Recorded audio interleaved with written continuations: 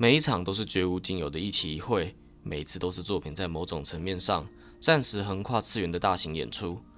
它可说是偶像类型作品的年度盛事，特别是对偶像大师的粉丝社群而言，极其珍惜的时机和同好见面，身临其境去感受作品设定营造出的文化氛围。你可能至今都还没有机会亲自到场参与，又或者碍于种种原因对这种活动感到抗拒或陌生。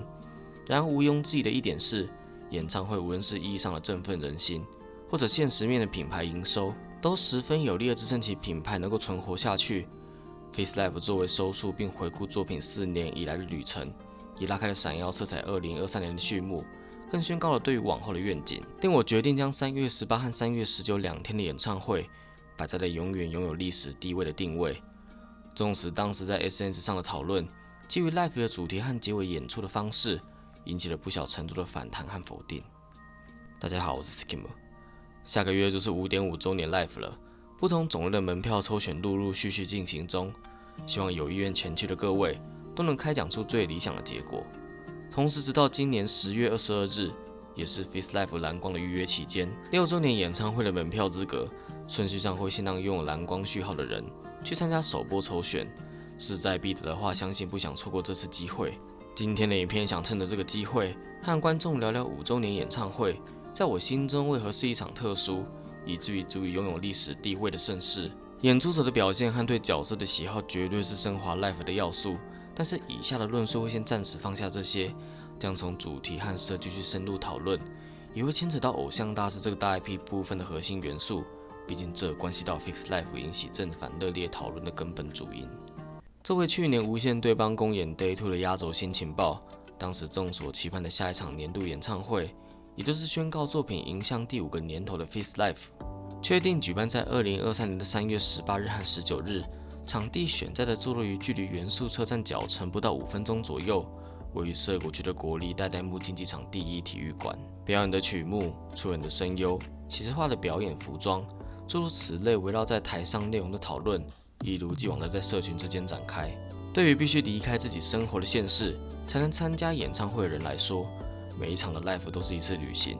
因此粉丝们谈论的氛围就很接近期待远足式的闲聊。只不过当时也有不小比例的玩家从官方释出的宣传概念图上察觉到 Face Live 似乎藏着事前不可告人的秘密，与异色283事务所最为中心的概念，赋予女孩们能够自由拍打的翅膀，让她们能够自由选择想要飞往的天空。这在近期公开的浅仓透 Step， 闪耀片更是以直接口述的方式表达出来。但是这样具有重大意义的翅膀，却在宣传图上被划开而一分为二，搭配上斗大的标题 If I Wings， 关键字留白以至于更加耐人寻味。即使直到演唱会正式结束之后，玩家给出的答案仍然可见分歧。拥有、失去、喜爱、放弃，造成反应两极化的原因，莫过于2天的转场演出展现了截然不同的情绪渲染力。这部分稍后还会详谈。不论视觉主题的黑白双色羽翼，或者包含新加盟的伊嘎卢卡卢卡，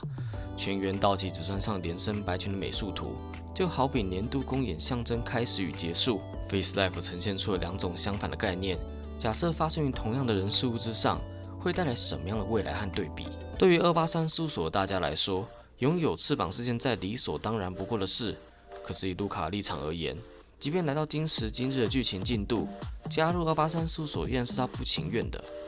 也许正是基于如此决定性的人设差异，宣传图上一分为二的右侧羽翼，色调上才会偏向灰暗。另外提到连身白裙，表面上讨论热度最高的，无非是令人联想到沿用偶像大师历代以来的传统。一旦作品确定动画化，必定会有一张角色们全都身穿纯白色服装的宣传概念图。但是仔细想想，闪耀色彩并不是把这样的美术概念展示于正式的动画宣传图，而是事关年度公演整体形象的完整美术图。动画版的推出是同作品将从别种媒介重新出发。依据这个逻辑去思考，我认为 Face Live 的核心概念其实也是暗示闪耀色彩这个品牌某种层面上也会以新的方式前进。用来进一步支持这个论点的，正好对应了刚才提到2天的内容里情绪渲染力最强的转场演出。曲目之间切换的空档，有时候会穿插短暂的演出，好更加铺成下一首歌的意境。Face Live 在这方面的执行层面，除了活用常见的角色对白之外，还延伸到了开场和谢幕的演出者自我介绍，甚至是情报告知的运用。如果观众记得阿鲁斯特罗米亚和迷光6日分别以什么角度谈论团体的解散，小蜜那2天是怎么以天差地远的态度阐述青梅竹马一同前进的现状，以及妮奇卡和美心从打招呼、对白到舞台人数的安排，划分出2人明确的心态差异。还有最后宣布卢卡加入283事务所之后，紧接在后登台带头演唱《Dead Sky》，扣除惊喜般的安排，那些我们熟悉的角色们，2天比较下来，仿佛存在于不同的世界，表现出的面貌也呈现显著的落差。有鉴于演唱会的主题用字选上了 if 这个和假设、如果有关的字眼，在综合上述的片段里，偶像们都是自发性的谈论对于某一种结果的看法。我认为连贯 Face Dive 2天的核心主题是选择自己想要前往什么样的未来。Day One 中和过去剧情有关，但呈现出假设以反方向进行的展开，属于选择留有遗憾迎向结束。Day 2则是坦然接受过去所留下的不完美，却认真看待选择未来如何继续前进。选择一词本身意味着互相差异的分歧，可以解释6日2天营造出悬殊的情感酝酿，表现出偶像们做出2种选择，以至于区别分明的结束或继续。此举引起了相当程度的好评，也引来了批判程度的争议。反对者的意见着重于闪耀色彩既然是偶像大师的分支，怎么可以将年度盛事的周年演唱会氛围设计的违背这个大 IP 的宗旨之一？作品和偶像们会永恒的维持前进。闪耀色彩不但触碰了结束的议题， Day One 结尾连作品情报和演出者谢幕招呼都没有， Day One 结尾才反转的做法，也不难瞧见有人表示，官方从头到尾就只是想借此引起话题和噱头。更有人借机发表曾在 Song for Prison 的影片中提点过的常见数据错误引用，只拿手机版营收的统计判断品牌的成绩，直指第2天的演唱会闪耀色彩就会宣布作品结束营运。不安、疑虑或坐看好戏诸如此类的各种思绪，事到如今回头一看已成过眼云烟，而闪耀色彩现在依然好好的存在，持续拿出并循游戏内和现实中的大小企划。日本环保署、宝矿力水德、森永之果 DAS、7-Eleven 以及其他日本当地的服饰业还有电脑设备商家，即便关上荧幕，暂时离开存在另外一个次元的原作，你仍然可以在现实世界的日本，几乎365天看见闪耀色彩出现生活中几乎触手可及的距离。这种积极结合现实层面的商业活动，履行了 IMAX 3.0 企划的一大重点，让这些在既定印象中存活于作品世界观的虚拟偶像，在现实生活中找到适得其所活跃的一席之地。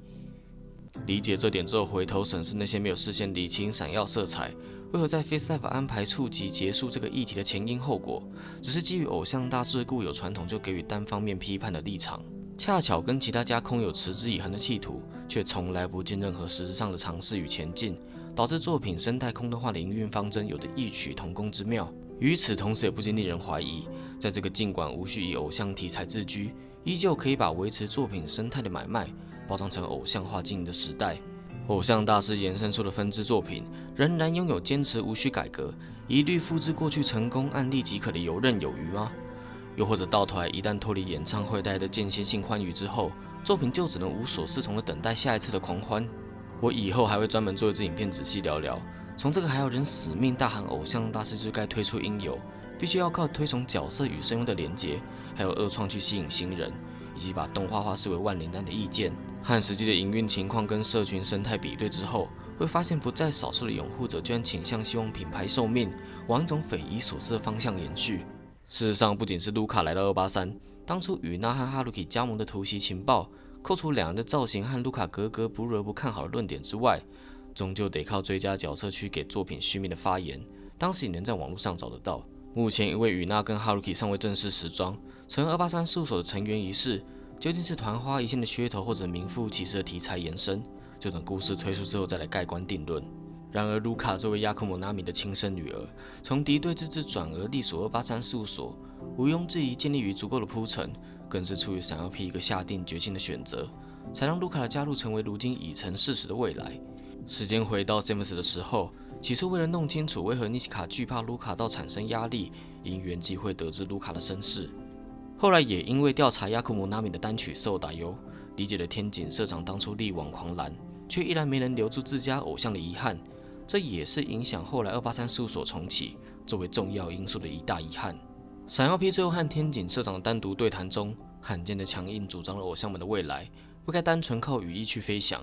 提出用画布让他们去挥毫自由表达的个人色彩。宣言之后，闪耀 P 第一个以行动去执行的选择，正是接受卢卡的经纪人之托，让濒临放弃偶像边缘的卢卡，至少有一个延续职业生涯的窗口，继续完成似乎以雅口娜米为目标的偶像之路。这位被冠上神明大人称号的女孩子，将来确定以她为核心的团体 Cometic， 命名的概念是以彗星去设计，意味着卢卡往后的飞翔不需要和其他283事务所的成员一样倚赖翅膀，而是引力，无关拥有翅膀与否，只要由自己的意志去挑选未来，并且自由把握表现自我的方式，那么谈论结束从来不会是忌讳，因为你始终记得怎么选择前进。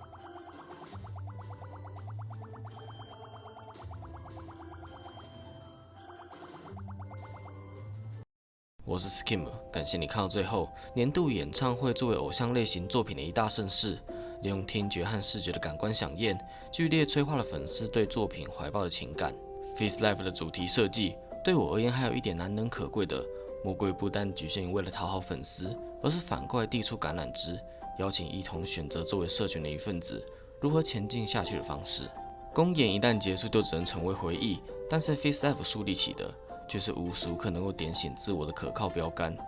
有兴趣的话，和我聊聊你最喜欢的闪耀色彩公演，那就下支影片见喽。